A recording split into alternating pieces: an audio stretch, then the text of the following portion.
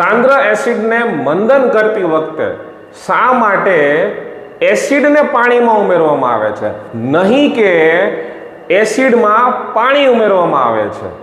સમજાય છે પ્રશ્ન? સાહેબ શું બોલ્યા? એસિડમાં પાણી ઉમેરવાનું કે પાણીમાં એસિડ નાખવાનું? પ્રોસેસ તો બે એક જ થઈ, તો કરવાની કઈ?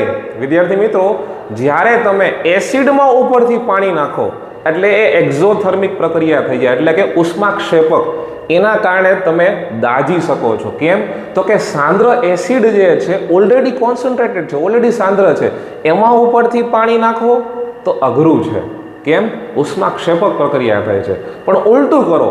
શું ઉલટું કરવાનું છે? તો કે સર પાણી લેવાનું છે 50 ml, એની અંદરથી ડ્રોપ બાય ડ્રોપ સાંદ્ર એસિડ નાખવાનું છે, જેથી કરીને ખબર પડે કે આ જે દાજી જવાની પ્રક્રિયા જે છે, એટલે કે ઉષ્માક્ષેપક પ્રક્રિયા જે છે એ ઓછી થાય. કેમ?